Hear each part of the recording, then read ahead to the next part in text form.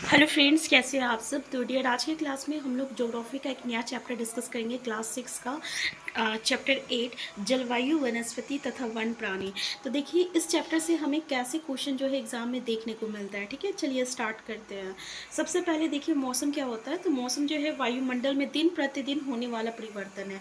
Question पूछा जाता है कि मौसम होता क्या है। तो जो दिन प्रतिदिन जो परिवर्तन देखने को मिलता है उसको हम लोग क्या कहते हैं, मौसम कहते हैं। ठीक है, जैसे कि कभी आपका ठंडा होता है, कभी गर्म होता है, कभी वर्षा होती है। तो ये चीज़ें जो होती है इसको हम लोग क्या कहते हैं, मौसम कहते हैं।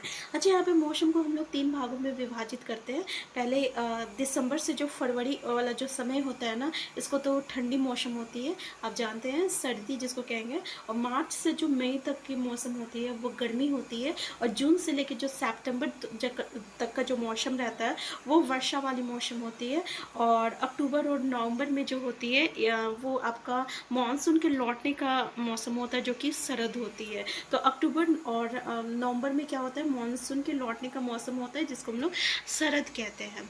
देखिए, शीत ऋतु क्या होती है। तो ठंडी मौसम में सूर्य की किरणें जो रहती है, किरणें नहीं पड़ती है, जिसके परिणाम स्वरूप उत्तर भारत का तापमान कम हो जाता है। तो याद रखिएगा कि शीत ऋतु में होता क्या है, मौसम ठंडा होने के कारण क्या है, क्योंकि उसमें सूर्य की जो सीधी किरणें जो होती है वो सीधी नहीं पड़ती है, जिसके कारण तापमान जो रहता है कम हो जाता है। और ग्रीष्म ऋतु में क्या होगा, तो ऑब्वियसली इसका अपोजिट हो जाएगा, क्योंकि सूर्य की किरणें जो रहता है वो अधिकतर सीधा पड़ता है। इसीलिए क्या होता है, तापमान बहुत अधिक हो जाता है। दिन के समय गर्म एवं शुष्क दिन के समय गर्म एवं शुष्क पवन बहती है, और इसको हम लोग क्या कहते हैं, लू कहते हैं। ठीक है, तो ये समझ में आ गया कि शीत ऋतु क्यों आती है और ग्रीष्म ऋतु क्यों होता है। तो यहाँ से क्वेश्चन हमें इसी तरीके से पूछा जाता है कि सूर्य की किरणें सीधी पड़ती है और या सीधी नहीं पड़ती है। ठीक है, तो यहाँ पे देखिए, नेक्स्ट जो पॉइंट है ये हम लोगों का है दक्षिण पश्चिम मानसून या वर्षा का मौसम। ये मौसम के आने तथा आगे बढ़ने का मौसम है। इस समय पवन बंगाल की खाड़ी तथा अरब सागर से स्थल की ओर बहती है।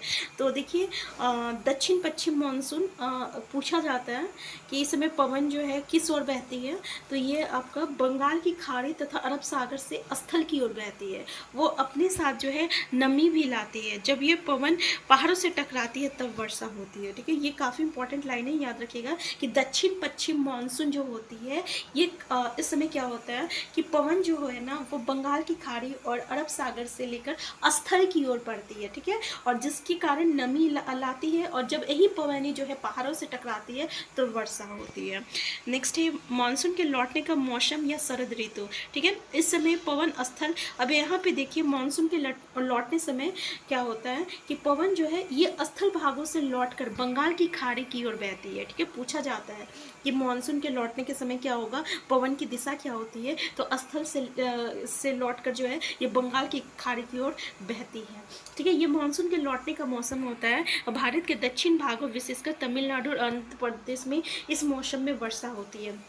तो याद रखिएगा कि भारत के दक्षिण भाग में यानी तमिलनाडु में और आंध्र प्रदेश में, कहाँ, तमिलनाडु और आंध्र प्रदेश में क्या होता है, इस मौसम में वर्षा होती है, और आंध्र प्रदेश में। ठीक है, तो जब हम जलवायु से क्वेश्चन आया है, भाई जलवायु होता क्या है, 3-4 स्टेटमेंट दिया जाएगा।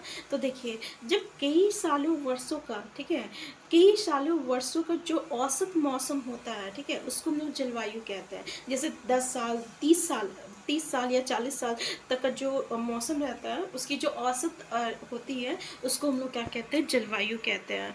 तो जैसे कहते हैं ना, भारत की जलवायु कैसा है, जैसे कि यहाँ देखिए, भारत के जलवायु को मोटे तौर पर मानसूनी जलवायु कहा जाता है।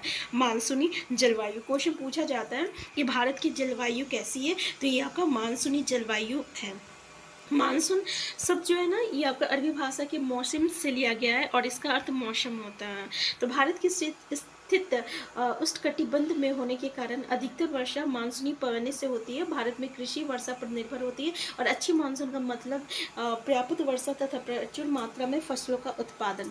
तो यहाँ से देखिए कि भारत किधर कहाँ स्थित है, तो उष्णकटिबंध में स्थित है, इसलिए यहाँ पे अधिकतर वर्षा होती है। ठीक है, कहाँ है, उष्णकटिबंध में। याद रखिएगा। अब देखिए क्वेश्चन ये भी पूछा गया है कि किसी भी स्थान की जलवायु जो है किस किस पे अफेक्ट करती है। यहाँ पे स्टेटमेंट बेस्ड क्वेश्चन आया है, तो स्थिति पे, ऊंचाई पे, समुद्र से दूरी पर तथा ऊंचावच पर निर्भर करती है। इसलिए हमें भारत की जलवायु में क्षेत्रीय भिन्नता का अनुभव होता है। देखिए ये जो है राजस्थान का मरुस्थल में आपका जैसलमेर है और बीकानेर है, ये बहुत ही गर्म स्थान है। जबकि हम लोग जम्मू कश्मीर में के द्रास और कारगिल में देखें तो ये बर्फीली ठंडी पड़ती है। ठीक है, तो ये दोनों जगह याद रखिएगा कि राजस्थान में मरुस्थल में आपका जैसलमेर है और बीकानेर है जो कि गर्म स्थान है। और वही अगर हम लोग जम्मू कश्मीर की बात करें तो यहाँ पे द्रास और कारगिल है जो कि बर्फीली ठंडी पड़ती है। तटीय क्षेत्र जैसे मुंबई तथा कोलकाता की जलवायु माध्यम है, वो ना ही अधिक गर्म है और ना ही अधिक ठंडा। तो समुद्र तट पर होने के कारण ये स्थान बहुत अधिक आर्द्र है। देखिए समुद्र तट पर होने के कारण ये स्थान क्या होता है, बहुत ही अधिक आर्द्र है। तो विश्व में सबसे अधिक वर्षा कहाँ होती है, मेघालय में होती है, जिसको हम लोग मौसिन राम कहते हैं, मौसिन राम में होता है। तो पूछा जाता है कि सबसे अधिक वर्षा कहाँ होती है, यहाँ मौसिन राम याद रखिएगा, यहाँ से क्वेश्चन आया है, स्टेट में डायरेक्ट क्वेश्चन पूछ लिया गया है। तो मौसिन राम में होती है। मौसिन राम कहाँ है, मेघालय में है। तो ये सिटेट के साथ साथ जो भी आपका बीपीएससी बिहार स्टेट होता है उसके लिए भी काफ़ी यूज़फुल है, याद रखिएगा। तो मेघालय में स्थित है मौसिन राम, वहाँ होती है। जबकि किसी किसी वर्ष राजस्थान के जैसलमेर में वर्षा होती ही नहीं। कहाँ वर्षा नहीं होता है, तो जैसलमेर में नहीं होता है, जो कि कहाँ है, तो ये राजस्थान में है। यहाँ पे हमें 4 चीज़ देखने को मिला। क्या क्या चीज़ देखने को मिला, तो मौसिन राम देखने को मिला जो कि मेघालय में सबसे ज़्यादा वर्षा होती है, और राजस्थान का जैसलमेर और बीकानेर देखें, बीकानेर जो कि बहुत ही गर्म स्थान है, और जैसलमेर में तो कभी वर्षा होता ही नहीं है। ठीक है, इसके अलावा हम लोग जम्मू कश्मीर का द्रास और कारगिल देखे थे जो कि हमेशा बर्फ से ढका हुआ रहता है। ठीक है, तो इस तरीके से अगर हम लोग का भारत की जो जलवायु है यहाँ पे काफ़ी भिन्नता देखने को मिलता है। अब देखिए प्राकृतिक वनस्पति क्या है, तो हमें अपने चारों ओर विभिन्न प्रकार का, आप देखते होंगे कि अलग अलग प्रकार के जो भी पेड़ पौधे देखने को मिलता है वो मौसम के अकॉर्डिंग होता है।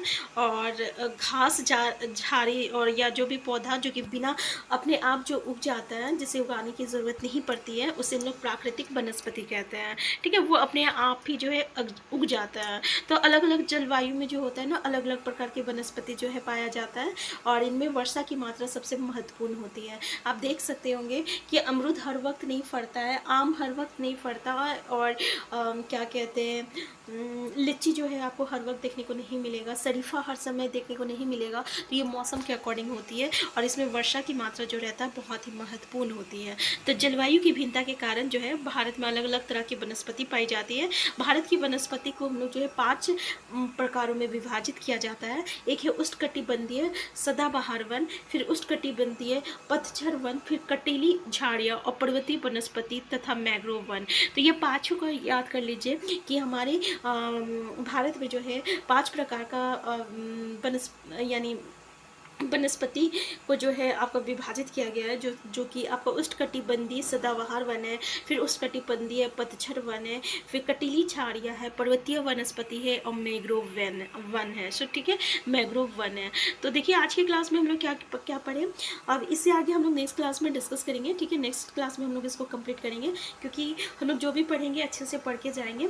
तो आज हम लोग मौसम के बारे में पढ़े, हम लोग देखें कि जलवायु क्या होती है, मौसम के और मौसम क्या होता है, फिर हम लोग देखें कि शीत ऋतु क्यों होती है, ग्रीष्म ऋतु क्यों होती है, फिर हम लोग देखें कि मानसून के लौटने समय क्या होता है, फिर मानसून दक्षिण पश्चिम मौसम क्या होती है, इसकी दिशा क्या होती है, फिर हम लोग क्या देखें कि जलवायु जो है किस